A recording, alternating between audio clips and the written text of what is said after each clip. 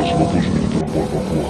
Selamat mendengarkan. Kenapa munafik dengan Republik Palestina merdeka? Sedangkan saya di Papua kan tidak pernah dengar. Kenapa harus sibuk selesaikan Rohingya? Sedangkan muka besar pelanggaran hak di tanah Papua akan cuma tutup dengan otsus. Tanpa jalan panjang yang kami kini gunung pun, sapu kaki bisa balasan dari Hilangnya sampai Lamada. Tanpa sekolah yang saya bangun pun, saya bisa ajar sapu anak. Saya bisa ajar sapu anak untuk justru, ajar orang untuk baku sayang. Dan yang paling penting ajar orang untuk cinta tanah hitam. Cinta orang hitam. Dan cinta asing.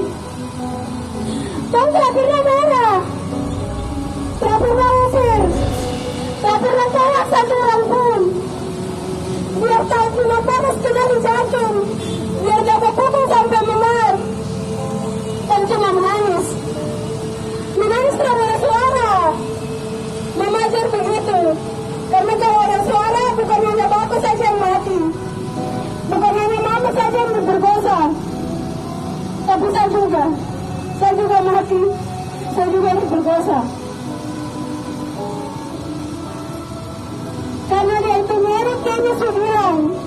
Kayaknya bilang kalau orang Papua akan bangkit. Dan begitu tua ke atas tanahnya sendiri.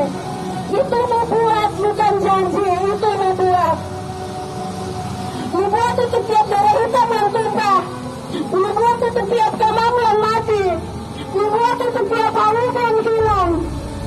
Dan membuat itu kata yang berjujur dengan saya. Itu membuat. Dan cepat tanpa lambat, membuat akan digenapkan. Papua merdeka! Ini adalah pernyataan wanita Papua di Los Angeles, Amerika. Silakan menonton. Let's out together! All of our black lives! Thank you, Ronnie!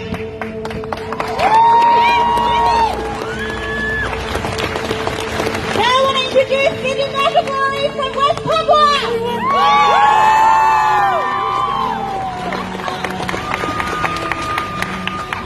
Thank you. First and foremost, I want to acknowledge the traditional custodians of this land in which we are gathering here today and for this event to be made possible. The Boonwurrung and Woiwurrung peoples of the Kulin Nation, and we pay our respects to them, their culture, their elders, past, present and emerging. And this is very important. We recognize that sovereignty is never ceded. Yes!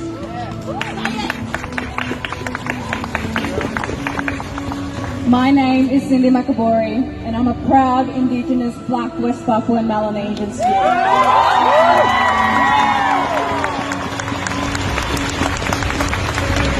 And thank you, warriors of the Aboriginal resistance, for giving me this opportunity to speak about the systemic racism and injustice that the West Papuan people are also facing. And it's an honor and privilege to be this voice for my voiceless brothers and sisters back home. You got this. Preach! Here's the reason that You can do it, Gail.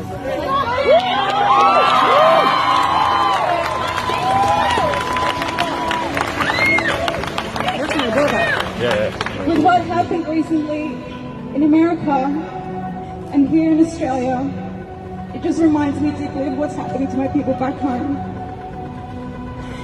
You may not ever heard of West Papua, and today might be your first time, but I encourage you to really research into West Papua. We are your closest neighbour. We are just north of Darwin. We're your mom. Come on, Sydney.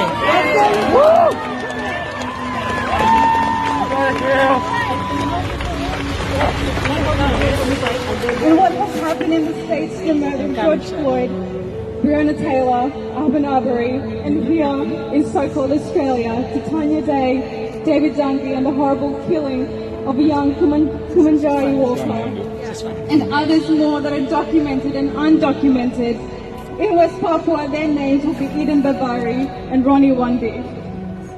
These two young university students were shot dead recently this year by the Indonesian security forces whilst they were out fishing to provide for their families during this pandemic.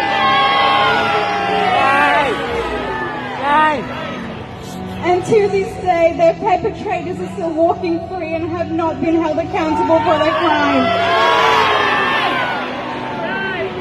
The inhuman way in which George Floyd's life was taken reminded me of an incident in July 2016 in West Papua, where a young black indigenous West Papuan man named Obi Kogoya, whose head was strapped on, knee to the head by the police before he was arrested during a siege of a Papuan student dormitory in Yogyakarta, Indonesia.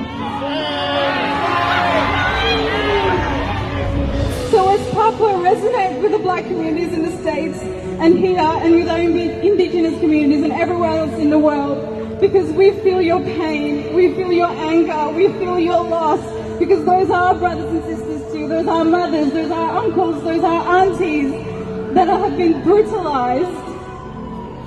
These inexcusable cases of inhuman treatment of police brutality and black deaths in custody are nothing new to West Papuans.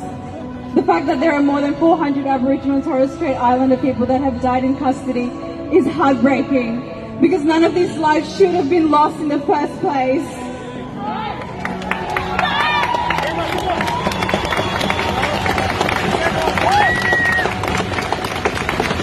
West Papuan empathize with you.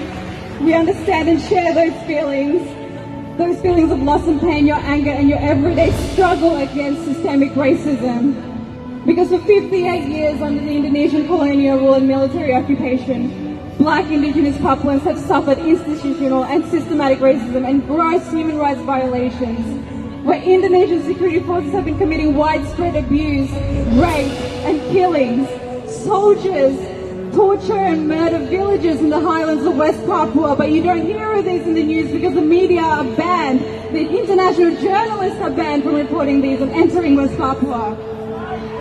Shame! These gross human rights abuses and violations since the Indonesian occupation have resulted in more than 500,000 indigenous West Papuan lives lost at the hands of the Indonesian government and its security forces, to a point where human rights groups have called it the slow motion genocide in the Pacific. Shame! So right now I want you to raise your left fist with me. And when I say free, you say West Papua. Free! West Papua! Free! West Papua! Free! West Papua! When you said free West Papua, the Indonesian authority will consider you as a separatist. That's how the Indonesian government has labeled the court since the colonial rule of 58 years. What you just chanted was exactly what thousands of West Papuans did last year in August at the uprising. It was the island's biggest nationwide protest in history. The scenes of protest in America right now. The scenes of protest in America right now to demand justice for George Floyd's death was similar to the uprising in West Papua. The uprising protest was in response to a racist harassment of West Papuan students in Surabaya, Indonesia, where the indigenous security forces and mobs taunted the students with racial slurs such as monkeys outside of the students' dormitory. And yesterday, 7 political West Papuan prisoners were sentenced to 5, 10, 15 and 17 years of jail time. And their crime were protesting against racism and demanding self-determination for West Papua in last year's uprising. Shame! While those Indonesian security forces that committed racial slurs and violent acts against West Papuan students in Surabaya only received 6 months of jail time.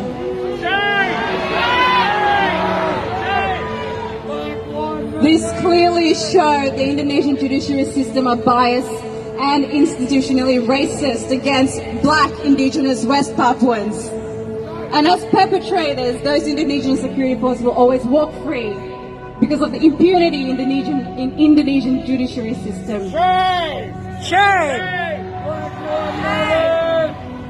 My mother, Paula Makaboria, was Papuan, and an executive of the United Liberation Movement for West Papua, who's here with me today. Please give it up for her.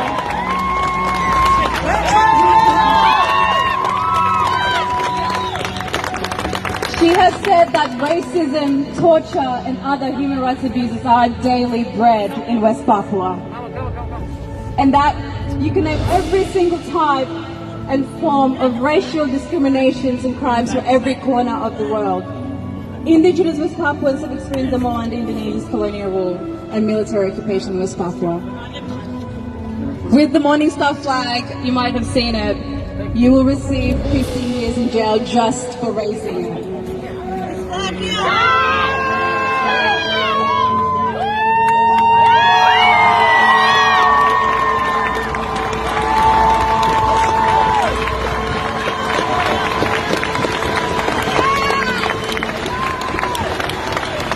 We Papuans are the oppressed people in our own ancestral land, and we can understand with our Aboriginal and Torres Strait Islanders mobs here. Did you want my name? However, we are going to take back our ownership of our land. We are going to take back our birthright and life and the right to live of human rights. We can't be stereotyped as separatists because we are freedom fighters to free our people and land from colonialism and all of its manifestations. West Papuans are being exterminated in our own land. This is the genocide of the West Papuan people. Freedom is not an alternative choice. It is a necessity for West Papuans, or else we will be erased from our own land. And on behalf of the West Papuan people here today, we urge you to raise your voices to help stop these ongoing atrocities from West Papua. We ask that you pressure Indonesia to allow a fact-finding mission and foreign journalists into West Papua now. And to our allies of this movement, we urge you to speak up, use your privilege, and be vocal about racial discrimination and the violence that Black people have long endured. Start that conversation now. Fight for change in this racist system that constantly oppresses Black identified people of color. And as Martin Luther King said, injustice anywhere is a threat to justice everywhere. So let's rise up and stand up together to challenge the system to gain justice. Black Lives Matter! Black Lives Matter! Black Lives Matter! Black Lives Matter! Black Lives Matter! All right, everyone. Thank you, good night. We're gonna march to Federation Square, and then we're gonna hear more speeches there. So can I get everyone to move along? Let's go, let's go. What do we want? When do we want it? What do we want? When do we want it? Black Lives Matter. Black Lives Matter. I'm here today to remind you that Black Lives Matter is a global issue. Colonialism still exists in the 21st century. Many of you do not know that there are Black people who live in the Pacific where Moana is filmed. My name is Kiteka Wenda. I am an indigenous Melanesian woman from West Papua.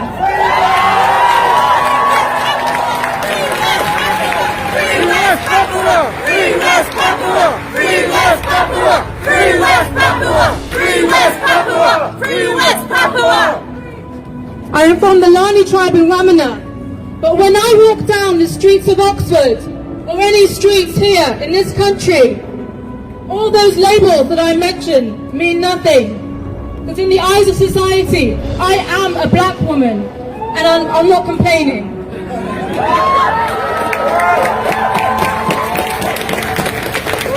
I am the daughter of West Papuan independence leader, Benny Wenda.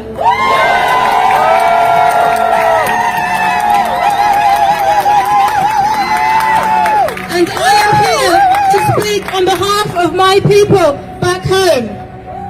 As I said before, Black Lives Matter is a global issue. West Papua is the western half of the island New Guinea. 250 kilometers north of Australia. Since 1963, the black West Papuan population have been victims of mass genocide, human rights abuses and ethnic cleansing at the hands of the Indonesian government, military and police. Supported by My people and I stand in solidarity with victims of police brutality. Right now, one of my uncles, Puktatabini, is being sentenced 17 years in jail for standing against racism and is being tried for treason. Treason! Shame! Shame on the Indonesian police! Meanwhile, Indonesian military officers like Syamsul Arifin is facing 5 months. This is the same man who encourages Indonesian police to slaughter Papuans, to slaughter my people. Shame on the Indonesian police! Shame on the Indonesian police! Over 500,000 black Melanesian people have been slaughtered at the hands of the Indonesian government. Enough is enough. Down with colonialism. Down with imperialism. And down with institutionalized racism. We need to dismantle colonial legacies, wherever they may be. So when I say, what do we want? You know what to say. What do we want? When do we want it? Free West Papua! Free West Papua! Free West Papua! Free West Papua! Justice for West Papua! Justice for West Papua! Justice for West Papua! Justice for West Papua! Freedom for West Papua! Freedom for West Papua! Freedom for West Papua! Freedom for West Papua! What do we want? When do we want it? Now! What do we want? Decolonization! When do we want it? Now! Thank you very much. And keep the fight.